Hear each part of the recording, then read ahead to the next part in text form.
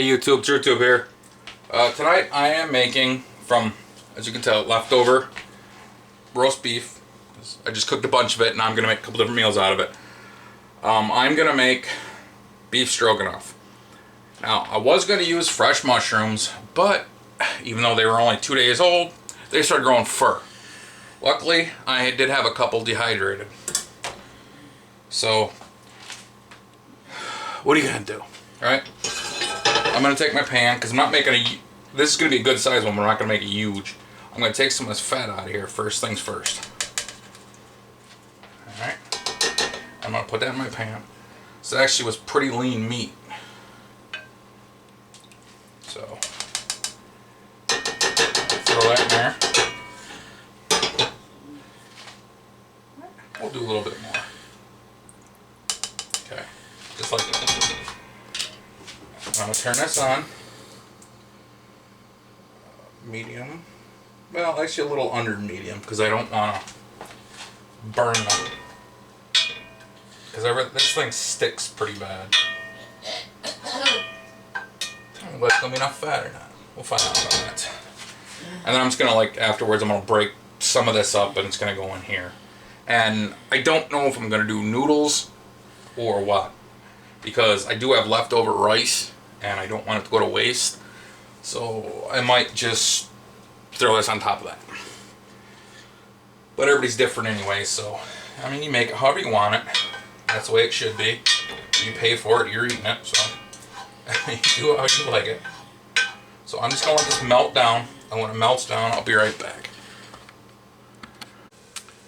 That smells pretty good. I did put a little bit extra in it because I want enough so I can make a roux too also. So I am going to add just a little bit more. And I did remember to check the fridge. So there's sour cream in there. I'm hoping it's good. Lillian, stop growling at her. Or barking at her, whatever. Stop. Thank you. You get everything she does. Okay, first things first. Just going to use some chopped garlic.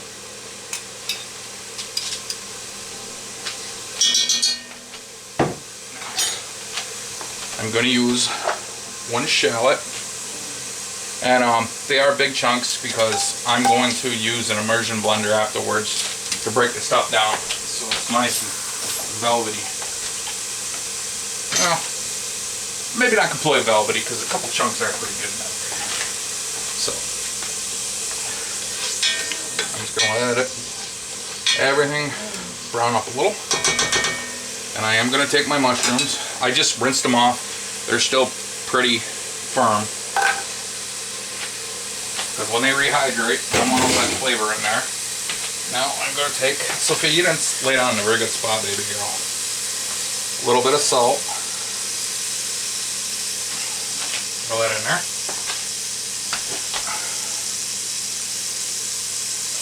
Yeah, I know. You gotta lay down in a goofy spot. I'm just gonna stir these up a little bit, mess with them a little bit.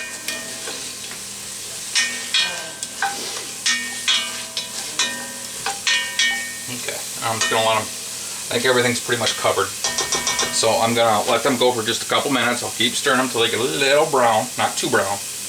And then I'll be back, so I'm not gonna make you watch me stand here and watch this. Alright. Some of this got a little bit browner than I wanted because I was looking around for some stuff, but still smells good. It doesn't smell burnt. So I'm going to take a little beef stock. Oops. Trying to squirt it everywhere.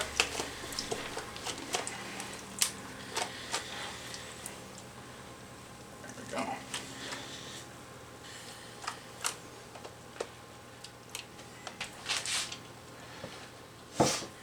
And since I did that, I changed my mind about a roux. I'll probably be using a slurry instead. Now, I'm just going to stir this for a couple minutes. Get all that good stuff off the bottom. And then, of course, I want to let my mushrooms hydrate. So, I'll be back in just a couple minutes. See if I can find that better than bouillon. I know I put it somewhere, I can't remember where. Story of my life. Alright, I turned this down. I couldn't put my butter and bouillon. So I'm going to take the stock from this. I don't care if I get the fat in it or not. It shouldn't be too bad. It wasn't that much. Sorry, I got a hiccups. I don't want to make a mess because I was just going to pick this up and dump it. And then I thought, no, I don't think I'm going to do that.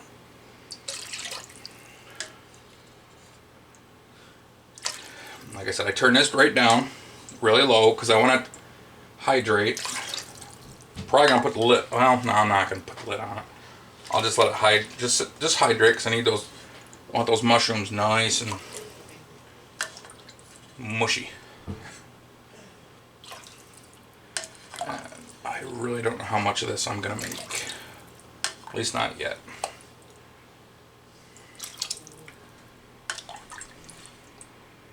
I think you're getting low on stock.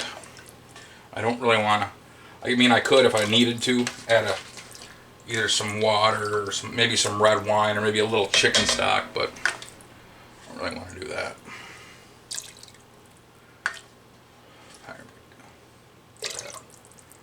That's beautiful. Okay. Like I said, I'm just gonna let this cook. I'm gonna keep rubbing the bottom so I can get all that good stuff off it. So I'm gonna let this go for a little bit, and I'll be back in a couple minutes, so you don't have to sit here and stare.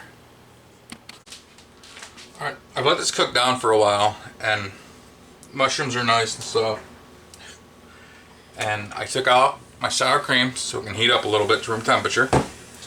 And I'm gonna just let this sit for a couple minutes and cool down some. So, because I'm gonna use an immersion blender to make it nice and soft and creamy. And you don't have to do this, you can skip this part if you want. You can cut up the stuff smaller, or you can use a blender. But I'm just gonna let this cool down for a couple minutes so it doesn't fling all over the place and so I don't get burnt. So we'll be right back. Alright, I got this nice and blended up so it's nice and smooth. I used my little straining spoon to make sure. Now, what I'm gonna do is take my roast, and it's pretty, you know, fall apart and tender, so I'm just gonna put it in here. I'm gonna break it up a little bit. I took off the pieces of fat and gave some to the dogs because I knew they'd appreciate it. With a little bit of meat on it, I didn't just give them a glob of fat. But I'm just gonna break this up like so, and then I'm gonna kind of see where I'm at and then see if I want more meat in it or if that's right where I want it. And then once, because I know I'm going to use at least one of these because it was roast, but they cut them like steaks. So, I mean, they still taste good, you know, cook good and everything. So, just did them all at once in a crock pot. And like I said, I'm going to make a couple different meals out of them. One is definitely this beef stroganoff, and then I'm not really sure what else I'm gonna make. Might be some barbecue sandwiches or something like that, pulled beef sandwiches, or not really sure yet. Like I said, we'll find out. I think I could probably use a little bit more meat in there. So I'll be back in just a minute or two. Okay. I'm getting ready to put my sour cream in here. I don't have this on yet because I don't want to split this up too much.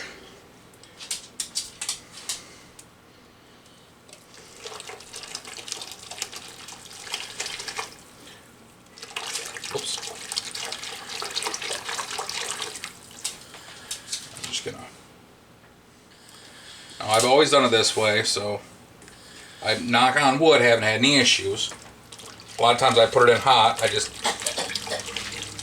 keep making sure to keep stirring it.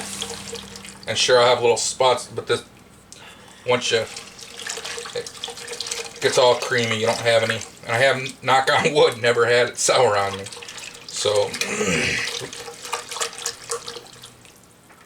see, that's beautiful. Now, what I'm going to do,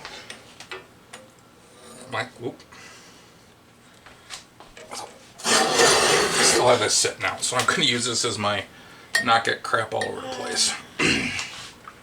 So I'm just going to give this a little taste. Ooh, that's pretty good. Okay, so what I'm going to do, I am going to put a little bit more sour cream in here. Not much. Yes, like a lot of sour cream in it. And here's one thing, a tip. I learned the hard way.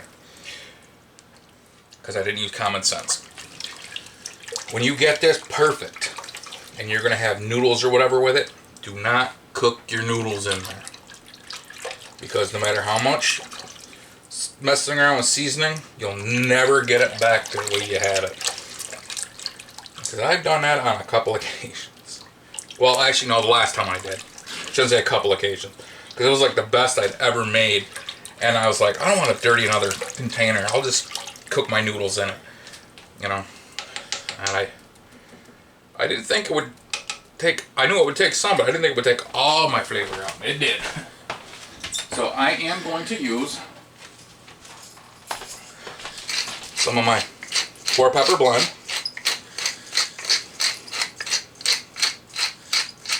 And I know this probably isn't authentic, probably not even close, but you know, it tastes good. That's why I'm going to do it. This is usually right about the way I do it, so.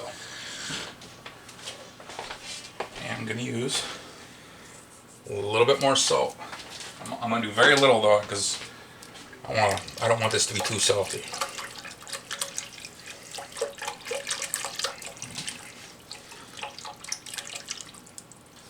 There we go. And actually, I might not even. No, maybe I will. I think I am going to use a little bit of a slurry. I could use a little thickening.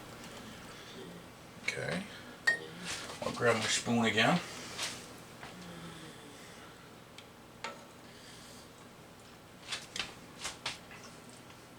That's good. Okay. Whoa, almost dropped my salt. One more. Good pinch of salt. And a little bit more of the black pepper.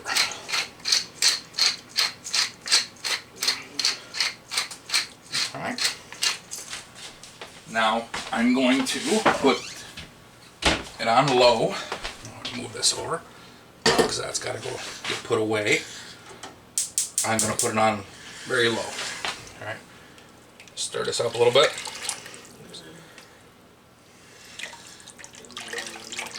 And I'm going to put everything away. Sophia, you got to move because that's right where my foot goes. Sophia. Thank you. Now, I'm going to put my stuff away and I'm going to make a slurry with just a little bit of cold water, a little bit of cornstarch. So I'll be back in like 2 minutes. Okay, I did change my mind. Got some salted water on the back. I got some big old thick noodles. And while this is still, I keep stirring it. I got my slurry ready. So as soon as that drops, or that boils, I'm going to drop my pasta. And this is heating up nicely. And so I'm going to get my slurry in here in a couple minutes. So I'll be right back. Okay. I think this is warm enough now. It's bubbling a little bit. That is almost, but I don't care. I'm going to put it in anyways. It'll just take a little longer. I'll make sure I stir it and everything. Whoa. Yeah, it should definitely be good. Right. Give this a little stir. Comes down to it, I can always make more if I need to. Like I said, I'm gonna have that. I'm gonna have some of this, but I'm gonna also have some of that leftover brown rice. Now I'm going to put this thing on here. Keep the. That's sticky. Gross. Okay. Here we go. Gonna just.